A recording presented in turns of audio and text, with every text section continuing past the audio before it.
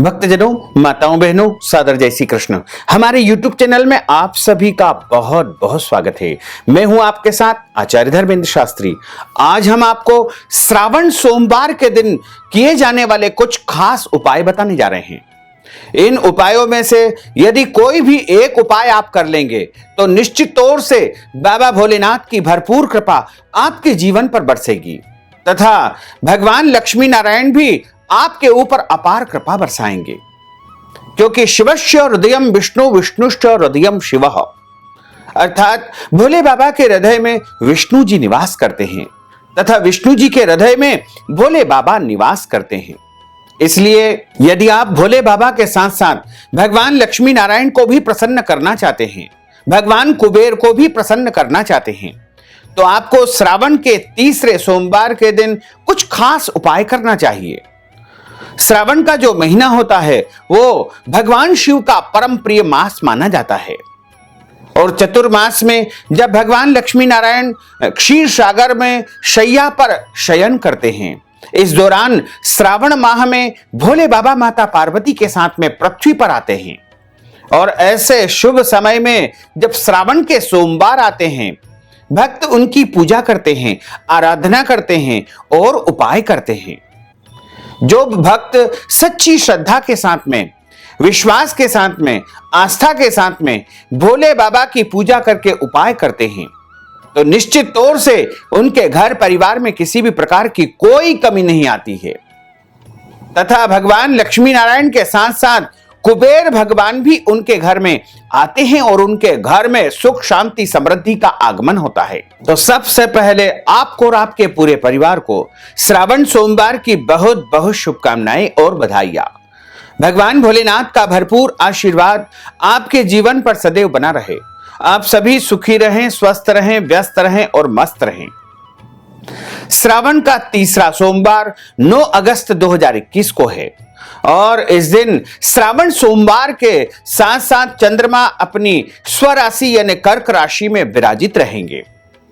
सूर्योदय के समय कर्क राशि में होंगे, उसके बाद 9:52 से चंद्रमा सिंह राशि में प्रवेश कर जाएंगे। तो कर्क राशि चंद्रमा की स्वयं की राशि है और जब चंद्रमा स्वराशि कर्क में विराजित रहते हैं तो ऐसे शुभ समय में हम जो भी उपाय करेंगे, भगवान शिव की आराधना के लिए अनुष्ठान करेंगे, पूजा करेंगे, व्रत करेंगे, उसका हमें अनंत गुना फल प्राप्त होगा। क्योंकि सावन का महीना, सोमवार का दिन तथा कर्क राशि में चंद्रमा, ये जो विशेष संयोग निर्मित हो रहा है, यह बहुत ही खास संयोग है और ऐसे शुभ समय में यदि आप हमारे द्वारा बताए गए इन उपायों में से कोई भी उपाय करेंगे तो निश्चित तौर से लक्ष्मी और कुबेर आपके घर में स्थायी रूप से निवास करेंगे। तो सबसे पहले आपको और आपके पूरे परिवार को श्रावण सोमवार की बहुत बहुत शुभकामनाएं और बधाइयां। भगवान भोलेनाथ का भरपूर आशीर्वाद आपके जीवन पर सदैव बना रहे। आप सभी सुखी रहें, स्वस्थ रहें, व्यस्त रहें और मस्त रहें। भगवान भोलेनाथ तथा माता पार्वती की भरपूर कृपा से आप निरंतर उन्नति तथा प्रगति को प्राप्त करते रहें। श्रावण सोमवार के दिन सभी भक्तजनों को, माताओं बहनों को सुबह जल्दी उठना है, जल्दी उठ करके स्नान करना चाहिए और यदि जल्दी नहीं उठ सकते हैं तो आप यदि सूर्य उदय होने के कुछ समय पहले भी उठ करके स्नान कर लेंगे तो भी कोई दोष नहीं है। लेकिन किसी कारणवश यदि सूर्योदय होने के पश्चात भी उठ करके स्नान करते हैं तो भी कोई बुराई नहीं है, लेकिन प्रयास करना चाहिए कि सुबह जल्दी उठ करके स्नान करें, शुद्ध वस्त्र धारण करें। सोमवार का जो व्रत करता है उनको काले कपड़े नहीं पहनना चाहिए। सोमवार के दिन जो भक्तजन, माताएं बहनें भगवान भोलेनाथ की पूजा आराधना करते हैं उनको बिल्व वृक्ष से बिल्व पत्र नहीं तोड़ना चाहिए। एक दिन पहले ही बिल्व पत्र तोड़ करके रख लेना चाहिए, क्योंकि बिल्व वृक्ष के अंदर भगवान शिव का यानी रुद्र का निवास माना गया है। ऐसे में सोमवार के दिन बिल्व वृक्ष से बिल्व के पत्ते नहीं तोड़ना चाहिए और उस दिन आपको पूरे दिन व्रत रख करके 3 प्रहर व्यतीत होने के पश्चात भोजन ग्रहण कर लेना चाहिए तथा सोमवार के व्रत वाले दिन आपको ब्रह्मचर्य व्रत का पालन करना है। दिन में सोना नहीं चाहिए, झूठ नहीं बोलना चाहिए, क्रोध नहीं करना चाहिए, वाद विवाद या लड़ाई झगड़ा बिल्कुल नहीं करना चाहिए और घर आए हुए किसी भी याचक, मांगने वाले या फिर जरूरतमंद व्यक्ति का अनादर या अपमान नहीं करना चाहिए।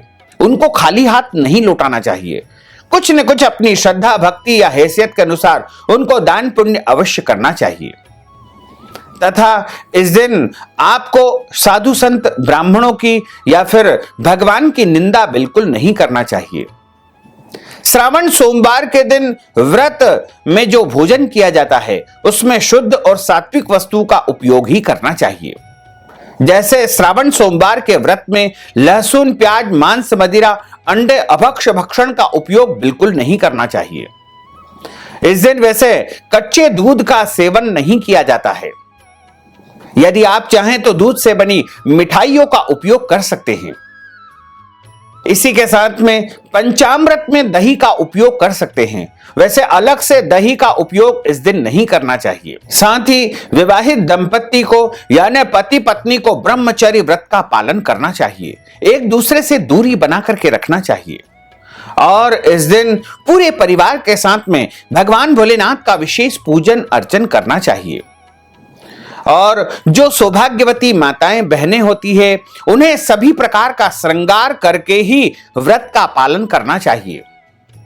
हाँ, विशेष करके हम एक बात आपको जरूर बता दें कि जो माताएं, बहनें व्रत करती है उनको सिर धोकर ही स्नान करना चाहिए, क्योंकि बिना सिर धोए यदि स्नान करेगी तो वो अधूरा स्नान माना जाएगा। इसलिए बाल धोकर, सिर धोकर ही माताओं, बहनों को इस दिन व्रत के नियमों का पालन करना चाहिए। तथा जो सौभाग्यवती माताएं, बहनें व्रत रखती है उनको उस दिन सभी प्रकार के श्रृंगारों को धारण करके ही व्रत का पालन करना चाहिए। जैसे मंगलसूत्र उनको धारण करना चाहिए। मंगलसूत्र टूटा या फूटा नहीं होना चाहिए। साथ ही मांग में सिंदूर भी धारण करना चाहिए। और इस दिन महिला अथवा पुरुषों को बाल नहीं कटवाना चाहिए, दाढ़ी कटिंग नहीं करवाना चाहिए, शरीर के अंग के कोई भी बाल नहीं काटना चाहिए। सौभाग्यवती माताओं, बहनों को मेहंदी लगाना चाहिए, महावर लगाना चाहिए। इसके अलावा अन्य जो भी श्रृंगार होते हैं वो सभी उनको धारण करना चाहिए।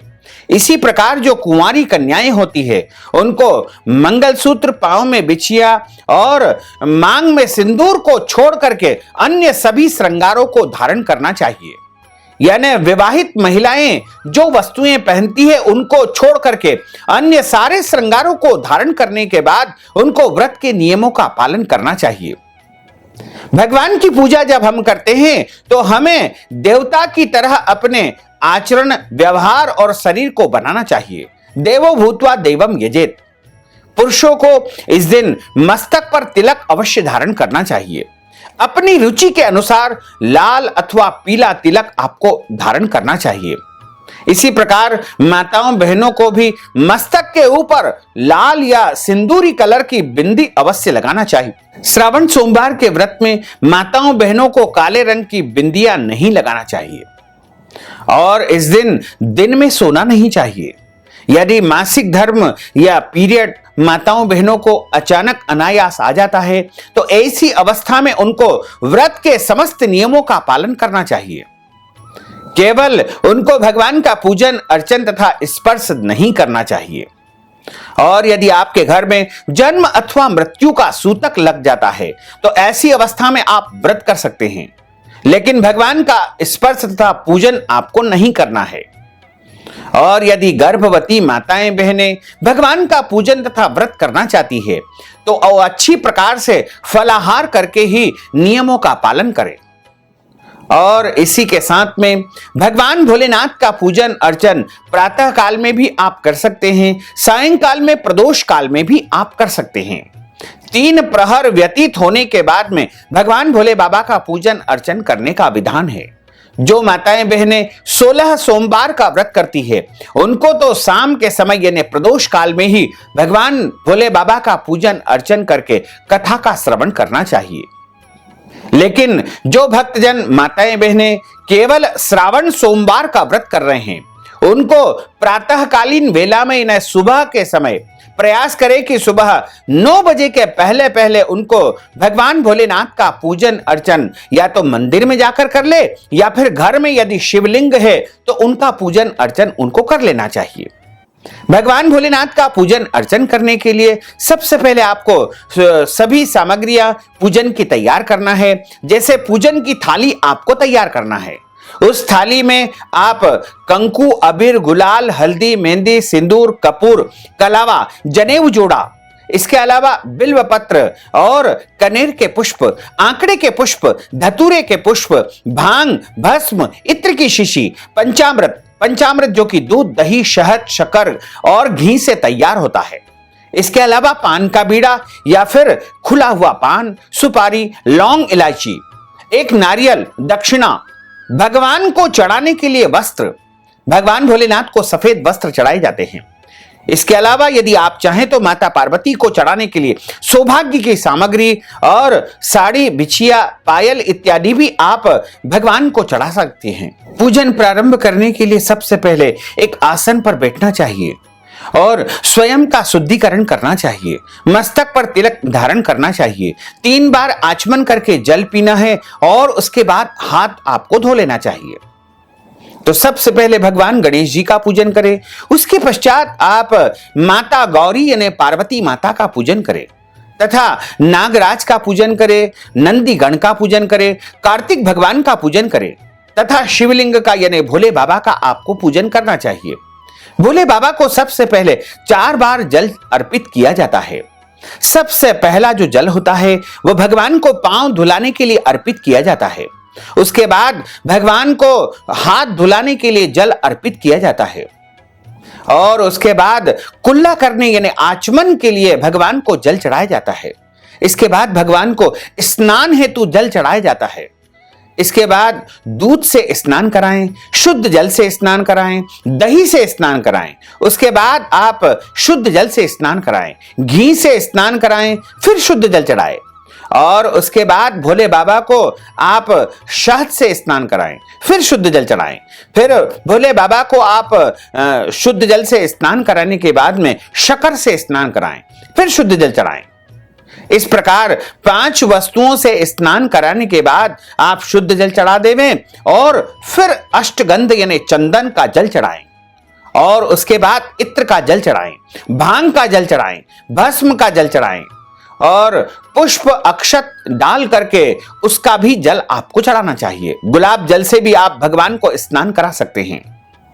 इसके बाद भोले बाबा को शुद्ध जल, गंगा जल से स्नान कराने के पश्चात आप वस्त्र चढ़ाएं। सफेद वस्त्र या कलावा भी आप भोले बाबा को चढ़ा सकते हैं। इसके पश्चात भोले बाबा को जनेऊ जोड़ा चढ़ाएं तथा चंदन का तिलक उनको लगाएं। अक्षत यानी गीले चावल उनको चढ़ाना चाहिए। इसके बाद भोले बाबा को 3 पत्तों वाला बिल्व पत्र चढ़ाना चाहिए। भगवान को जो बिल्व पत्र चढ़ाए जाते हैं उनकी पीछे वाली डंडी तोड़कर धोकर साफ सुथरा बिल्व पत्र भोले बाबा को चढ़ाना चाहिए।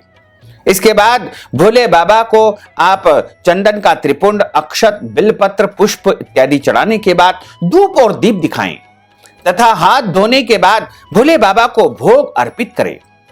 शुद्ध भोग उनको लगाना चाहिए। दूध से बनी मिठाई चढ़ाएं, फल चढ़ाएं और जो भी नैवेद्यम आप भगवान के लिए तैयार किया है, आप चाहें तो भोजन सामग्री भी भोले बाबा को भोग के रूप में आप चढ़ा सकते हैं।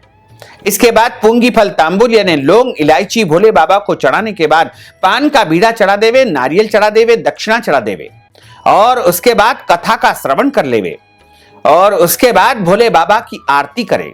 आप चाहें तो आरती करने के पश्चात भी कथा का श्रवण कर सकते हैं, लेकिन कथा का श्रवण जरूर करना चाहिए।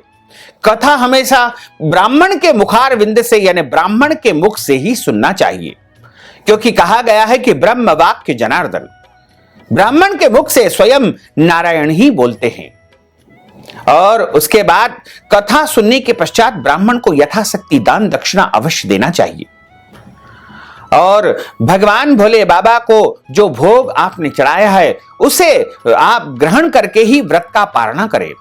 वैसे तो व्रत का पारणा सायंकाल सूर्यास्त के पश्चात आप कभी भी कर सकते हैं और आप चाहें तो भोजन से भी व्रत का पारणा कर सकते हैं। फलाहार या फल वाली वस्तु से भी व्रत का पारणा कर सकते हैं।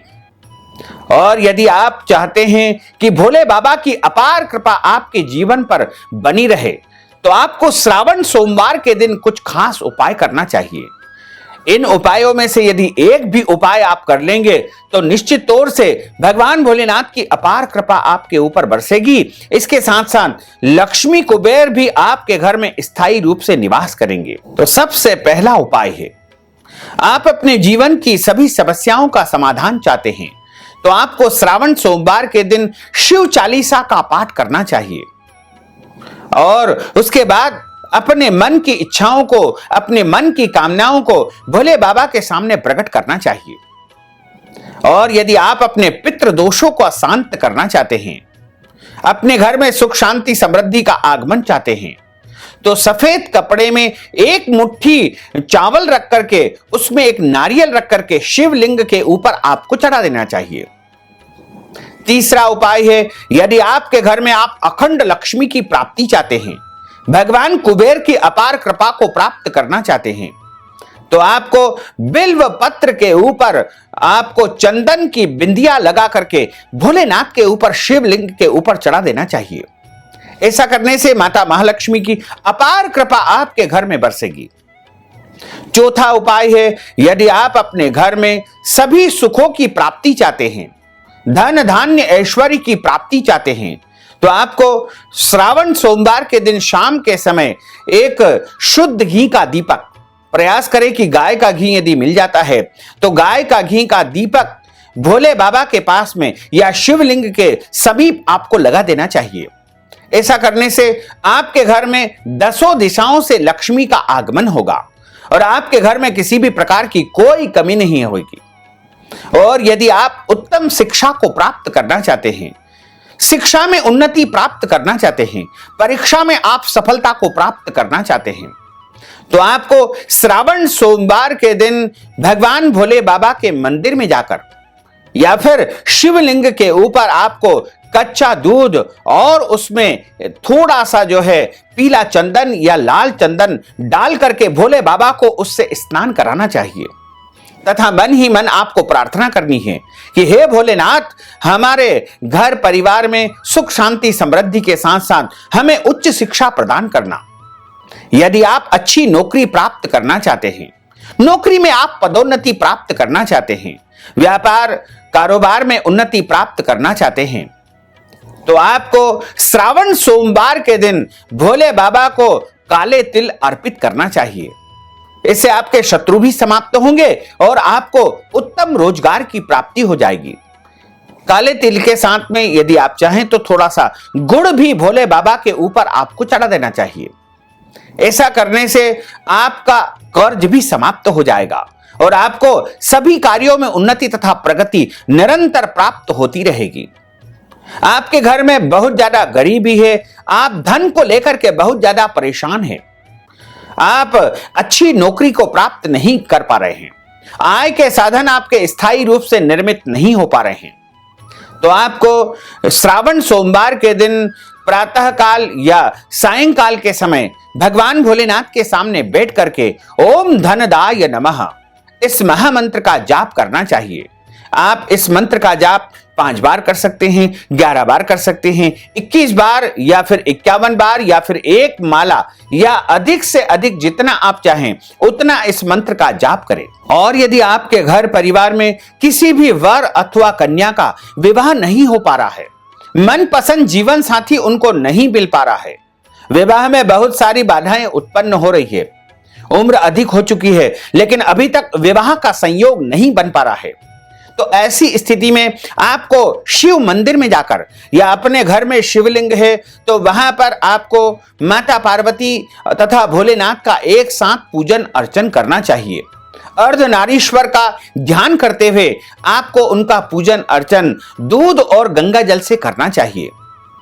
दूध और गंगा जल से उनको स्नान करा देवे तथा माता पार्वती के निमित्त आपको हल्दी कुमकुम और सिंदूर चढ़ाना चाहिए। जलेरी के ऊपर इन वस्तुओं का आप अर्पण कर सकते हैं तथा शिवलिंग के ऊपर पीला चंदन और अक्षत चढ़ाएं तथा पीला पुष्प कनेर का यदि संभव हो तो वो आपको चढ़ा देना चाहिए, और लाल कनेर भी आप चढ़ा सकते हैं। ऐसा करने से मनपसंद जीवन साथी आपको मिल जाएगा और आपके विवाह में जो भी बाधाएं उत्पन्न हो रही है, रुकावटें आ रही है, वो समाप्त हो जाएगी। और यदि आपके घर में बहुत क्लेश होता है, लड़ाई झगड़ा होता है, पति पत्नी के बीच में अनबन होती है, या फिर घर में निरंतर अशांति बनी रहती है, आपको लगता है कि आपके घर में वास्तु दोष है, या कोई भी प्रेत दोष है, या कोई भी अला बला है, आदि व्याधि है, तो आपको श्रावण सोमवार के दिन शिवलिंग के ऊपर कच्चा दूध और गंगा जल मिला करके उनको स्नान कराना चाहिए। और स्नान कराने के बाद जो जल शेष निकलता है, यानी स्नान जैसे हम किसी पात्र में भगवान को बैठा करके स्नान कराते हैं, और स्नान कराने के बाद जो जल उनके स्नान के बाद से निकलता है, जिसे निर्माल्य कहा जाता है, उस दूध और जल मिश्रित को एक कटोरी में आप ले लीजिएगा और ओम नमः शिवाय का उच्चारण करते हुए श्रावण सोमवार के दिन पूरे घर में, पूरे परिसर में, व्यावसायिक स्थल में, अपने ऑफिस में उसको छिड़क देना चाहिए। ऐसा करने से आपके घर की अला बला आदि व्याधि समाप्त हो जाएगी। यदि आप अपने कार्यस्थल पर या फिर ऑफिस में, दुकान में छिड़क देंगे तो आपके व्यापार में वृद्धि होगी, तथा आपके कारोबार में जो भी रुकावटें आ रही है, आपके ऑफिस में जो भी तनावपूर्ण स्थिति निर्मित हो रही है, वो समाप्त हो जाएगी। लेकिन ध्यान रखें कि जो भी उपाय करते हैं, उपाय करते समय भोले बाबा का ध्यान करते रहें, ओम नमः शिवाय का उच्चारण आप करते रहें। और यदि आप चाहते हैं कि आपके घर परिवार में सुख शांति समृद्धि बनी रहे, तो आपको श्रावण सोमवार के दिन किसी भी गौ माता को हरी घास खिलाना चाहिए। ऐसा करते समय आप समस्त देवी देवताओं का स्मरण करते रहे और भोले बाबा का ध्यान करते हुए आपको श्रावण सोमवार के दिन नंदीगण यानी बैल की भी पूजा करके उनको भी हरी घास खिला देना चाहिए। इसी के साथ श्रावण माह में कुछ विशेष बातों का ध्यान रखना चाहिए, जैसे श्रावण माह में बैंगन नहीं खाना चाहिए, श्रावण के महीने में मूली नहीं खाना चाहिए, श्रावण के महीने में कच्चे दूध का सेवन नहीं किया जाता है। आप चाहें तो दूध से बनी मिठाइयों का उपयोग कर सकते हैं।